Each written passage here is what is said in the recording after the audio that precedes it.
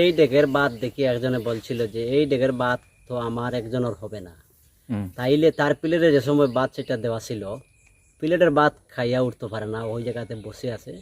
এরপরে ক্ষমা চাইছে, খাওয়া ধরছে, অনেক কিছুর পরে তারে ক্ষমার দৃষ্টিতে তুলিয়া দেওয়া হয়েছে। আরো বক্সিমুল্লাহ সরহসের তিনি এই হান্ডি ব্যবহার করতেন।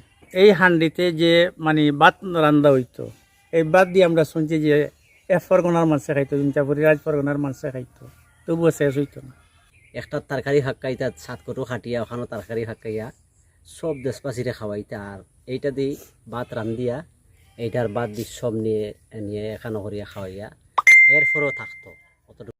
আমার হাতে রয়েছে দুটি ডেকসি। এই বাম হাতে যেইটা, এইটার একটা কারামত ছিল যে এইটা দিয়ে যে ভাত পাক করা হতো সেইটা দিয়ে পুরো একটা পরগনার মানুষজনকে খাওয়ানো হতো।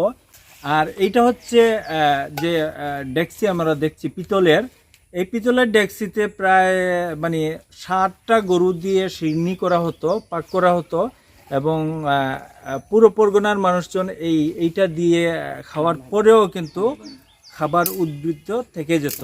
সিলেট জেলার জৈন্তাপুর উপজেলার আগফুদ গ্রামে, এই গ্রামের বিখ্যাত হস্টি, যিনি জৈন্তা রাজ্যের সচিব ছিলেন, সচিবকে তখন হস্টি বলা হতো, এই হস্টির যে উত্তরসূরি উনারা এগুলা সংরক্ষণ করেছেন।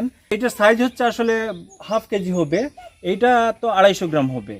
কিন্তু এইটা দিয়ে যে এভাবে 7 গরু পাক করা হতো এবং এইটা দিয়ে যে মানে ভাত পাক করা হতো এবং এত মানুষজন খেতে পারতেন, এটা আসলে নিশ্চয়ই বিস্মিত হওয়ার মতো। উনি হচ্ছে শেখ দলই হস্টি বক্সিমুল্লাহ সরহস। ওনাদের এই ব্যবহৃত জিনিসগুলো বেশিরভাগই হারিয়ে গেছে, তো এগুলা আসলে সংরক্ষণ করা দরকার।